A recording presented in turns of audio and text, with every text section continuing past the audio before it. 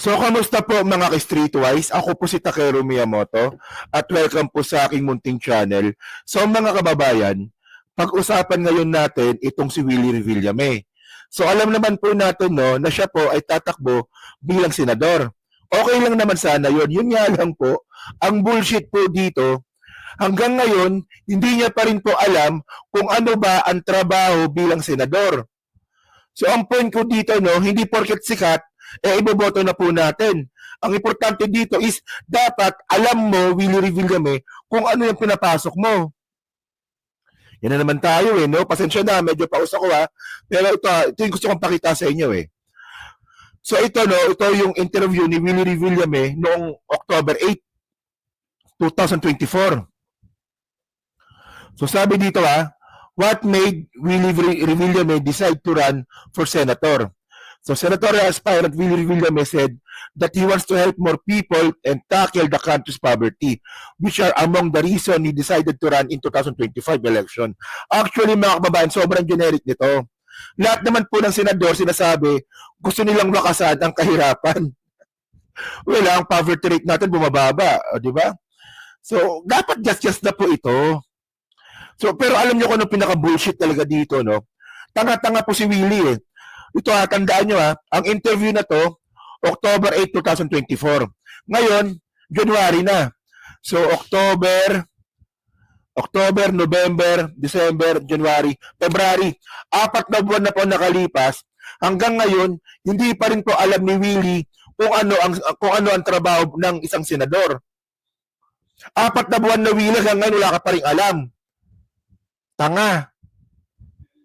Well, hindi ko sinasabing tanga si Willie personally Tanga po siya kasi tatakbo siyang senador kasi wala siyang alam.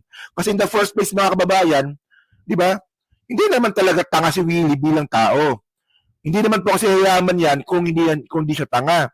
Pero tanga po siya kasi tatakbo siyang senador. Oh, ito alam ko na panood nyo na to. Pero panoorin ulit natin Ito po yung sagot ni Willie Revillame noong October 2024. 4 months ago. So, panoorin nyo to. Problema, pero yung solusyon, yun ang mahirap na parte. Meron na ba kayong mga panukalang naisip? Wala pa kasi hindi pa ako nananalo. Pag nanalo ako, doon ko naisipin lahat. Ang iniisip ko muna, One step at a time. One step at a Hindi time. huwag mo muna akong tanongin ng mga ganon. Naku, Kuya Will, may Mangmang ka talaga. Alam nyo kasi mga babayan, yung problema, madali na naman makita yan. Yung solusyon po mahirap hanapin. Kaya kang katatakbo bilang senador, dapat alam mo na yung solusyon. So ano bang magiging trabaho ng isang senador para makahanap ng solusyon? Paggawa ng batas. Ang problema mga kababayan, ito October to interview nito, ngayon meron siyang bagong interview, February 2025. Hanggang ngayon, hindi niya pa rin po alam kung ano po ang solusyon sa problema. So ito actually interview niya to. Teka. Wait. Interview niya to, kailan to? Ito. 4 hours ago, no? So, ngayong araw lang pala ito, no? Mabilis ang interview sa isang nangungunang senatorial candidate sa mga survey. So, ito yung parte ng interview niya. Panoorin natin to, Tingnan nyo.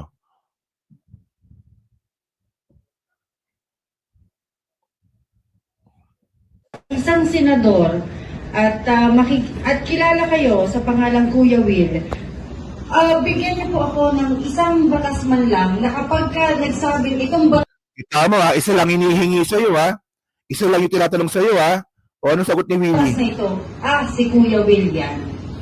Okay, magandang tanong yan. Una, maiangat talaga ang buhay ng mga Pilipino. Na matulungan talaga.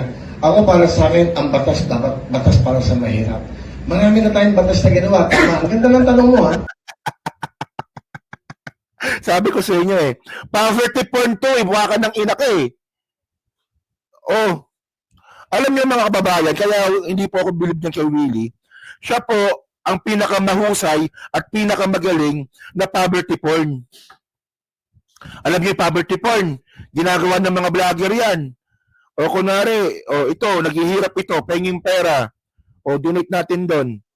So ganun po si Willie Villame. Ginagamit niya yung kahirapan ng mga Pilipino para makakuha po siya ng mga sponsor. Para mag-continue po yung show niya sa television. Ano ba ngayon? Will to win? Will to win na ba ngayon? 'Di ba from Wawawin? 'Di ba from whatsoever, no? Yan. Ayun talaga ang point dito. Kasi mga kababayan, kung talagang tumutulong si Willie Villame, sana hindi ka ganyan kayaman. Sana kinikita mo sa mga sponsor, pinamigay mo sa mga tao. O kaya nga po, si Willie Villame po, siya po ang pinaka number 1 na poverty porn sa Pilipinas. O ngayon, nasabi ni Willie Villame dito, dapat daw po, ang batas sa Pilipinas, dapat daw po, batas para sa mahihirap. I really disagree. Mga kababayan, ako po naniniwala po ako noon na kaya po naghihirap ang ibang kababayan natin kasi tamad. Bakit mo bibigyan ng batas yung mga taong tamad? Hindi naman lahat, pero karamihan. At ngayon mga ka-streetwise na kung sinasabi ni Willie Villame na dapat ang batas ay para sa mahihirap lang, paano naman yung mga negosyante? Na itong mga negosyante sila nagbibigay ng trabaho sa masang Pilipino. Yan ang problema sa iyo, Willie. Tanga-tanga ka eh. Tagal-tagal mo na. 4 na buwan ka nang tinatanong kung ano yung plataforma mo. Hanggang ngayon hindi mo pa rin alam. Ulitin ko lang, hindi siya tanga bilang tao. Tanga po siya bilang senador. Kasi kung tanga po yan mga kababayan, hindi naman yayaman ng ganyan yan eh. Tandaan nyo ha, yung paramibigay ni Willie Villame, ano yan, jacket? 50,000 pesos? 10,000 pesos? Chunk lang po yan. Doon sa nakukuha niyang pera sa mga sponsor. Tapos sa tapong senador, bida-bida ngayon. Pag-isipan nyo to. Hindi, okay lang sana, walang problema yan eh. Ang problema nga, hindi niya alam yung trabaho bilang senador. Batas para sa mahirap, ano yun? Gago eh, no? Oh, okay. Nakakapag-isip yung tanong na yan. Ikaw, ano sa tingin mong batas na gagawin? Babalik ko sa'yo. Ikaw, baka may suggestion ka. Bobo talaga. Siya yung tinatanong, tapos ngayon, ibabalik niya yung tanong dun sa nagtanong. Anong batas ang magagawa mo na masasabi nating batas to ni Willie? Sagot ni Willie, ikaw, sa tingin mo, ano maganda? Kundi ba naman bobo? Hindi, for example, ako hindi naman ako katalinuhan. Di ba? Pero pag usaping FNB, pag usaping agriculture, hindi po ako tanga dyan. Pero pag usaping poverty porn, tanga po ako dyan. Di ba? Yung poverty porn nga po, master ni Willie Villame yan. Ako, tanga ako dun. Kasi ayoko ng poverty porn at ayoko matutunan yan. Okay ba? Hindi, ikaw ba? Kasi isa kang mamamayang Pilipino. Ano ba sa tingin mo ang dapat na batas na gawin ko? Dapat ikaw sumagot nito eh. Ikaw tumatapong bilang senador eh. Isipin nyo ha, from October, November, December, January, February, 4 na buwan ka nang tinanong, hanggang ngayon di mo pa rin alam. Paano pa kaya pag ikaw naging senador na? Another ano na naman ito? Another Robin Padilla na naman ito? Ay, Diyos ko. Mga kababayan, wag po tayo maging tanga. Para sa mga kababayan natin. Bakit ako sa ganito? Hindi kasi nga, gusto Sabi po, kong makinig sa inyo. Okay, tama. Palusot eh, no? Palusot eh. Di ba bilang isang senador, una siya. Bilang isang senador, ikaw gagawa ng batas. Papakinggan mo yung mga tao kung pabor ba sila sa'yo o hindi. Dapat ikaw pasimuno ng batas, kaya ka nga senador eh. Yung pagiging senador mga kababayan, hindi po yung pagbibigay ng jacket. Hindi po yung pagbibigay ng CD. Gagawa ka ng batas sa buong Pilipinas. Gusto kong makinig sa ano para tama ito ha. Tama itong tinatanong niya sa akin. Para pagpunta ko ng Senado, isa to sa mga tanong nung ako'y di ba, nagkakampanya. Sige. Okay, tama. Tanga talaga to. So, alam niyo mga kababayan, ang pinakamalungkot dito mga ka-streetwise. Si Willie Villame po, ito. Ano ba yan? Pang number 10 to 13 sa huling survey nga po, di ba? So may pag-asa siyang pumasok. Isipin mo, mas mataas pa siya kay Ping Lacson, no? Ang delikado to. Delikado to. Putan. Ganyan ba tayo kababaw, mga kababayan nating mga Pilipino? Di ba? Ako, nakakawala ng moral to. Nakakahiya to. Hindi kasi, ito nothing personal, no? Okay lang si Willie. Okay lang siya. Kung alam niya sana ginagawa niya. Ang problema mo kung hindi niya po alam ang ginagawa niya. Walang problema kung si Willie Revillame ay number 1 sa poverty porn. Kung si Willie Revillame ay mayabang. Di ba kung si Willie Revillame ay, di ba, ay walang alam. Yun nga lang, wala ka nang alam, papasok ka pa sa mga bagay na hindi mo pa alam. Okay lang sana yun eh. Okay lang sana yun. Pero sana, alam mo dapat kung ano pinapasok mo. Kasi para sa akin, mga kababayan, importante plataforma eh. Di ba? So ngayon, mga kababayan, no, meron siyang interview dito regarding sa impeachment ni Sara Duterte. So gusto ko lang din i-share ito sa inyo. No? So ito yung sabi niya. Ito to, sige. Una, hindi pa ako senador. Hindi ko pa alam kung ano yung ebidensya. Hindi ko pa alam kung ano yung mga mangyayari. Kailangan makita ko muna yung reklamo. Kailangan makita ko... Ako, may copy ako ng reklamo. Ako, may copy ako ng article of impeachment. Ako nga, vlogger lang ako, may copy ako eh. Ako nga, vlogger lang ako, binasa ko pa eh. Ikaw, tatakbo ang senador, di mo alam. Di ba, tinanong dito si Willie Revillame kung ano masasabi niya doon sa impeachment trial ni Sara. Kasi tatakbo senador, di ba? Baka maging judge. Eh, nasagot niya, hindi ko pa alam. Eh, anong alam mo?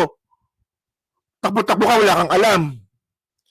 O sabi niya, hindi niyo parang nababasa yung article of impeachment. Ako, vlogger lang ako, pero nabasa ko. Ikaw, tatakbo ka senador, pero hindi mo pa nababasa. Ano yung pinapahil sa Vice President? So, di ba? There's a law. May constitution. I will follow the law. I will not follow my emotion, my friendship, kung kanino man. Ang susundin ko dito, kung ano yung sinasabi ng batas at kung ano yung ebidensya. Kung guilty, di, ano gagawin ko? Di ba? Susundin ko yung tama. Pero kung di guilty, dito na ako sa hindi guilty. Mahirap kasi mag-comment right now. Una, I just wanna tell you, hindi pa ako nakuupo sa Senado. So I decided to comment on the impeachment. At wala pa akong nahahawakang reklamo about ano. Even the Senate President, hindi ba nga, kailangan daw yan sa June 2 na gawin para malaman natin lahat ng reklamo. Okay, so in short mga kababayan, sabi ni Willie Revillame, babase lang daw po siya sa ebidensya. Well, fair enough. Para sa akin, fair yun. Kasi ayan lang po talagang gusto kong marinig sa mga tumatakbong senador. Yung magiging fair ako. Kapag sinabing, pag overwhelming ebidensya na si Sara ay magnanakaw, i-guilty natin. Pero pag hindi, bakit naman natin i-guilty yung taong wala namang kasalanan? Para sa akin, okay na sa akin yung ganung klaseng sagot. Pero mga streetwise, kat ako po, gusto ko pa-impeach si Sara Duterte, hindi naman ako ganung kadesperado para i-promote si Willie. Di ba? Ewan ko ba? Ewan ko ba?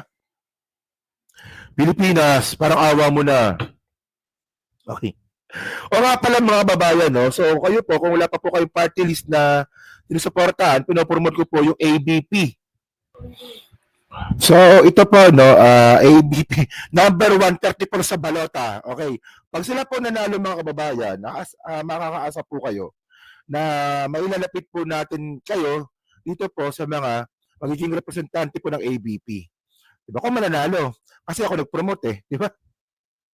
So yan so hindi lang po ito para po sa mga bombero. Siyempre, isa po itong advokasya para po sa mga disaster. So alam naman po natin ang Pilipinas po ay nasa Pacific Ring of Fire na palagi nga pong may disaster. So may sakuna, may lindol, may bagyo, at saka may pagputok na bulkan na hindi po natin ito maiiwasan.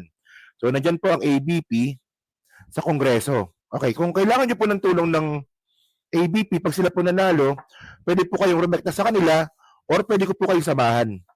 O pag nanalo.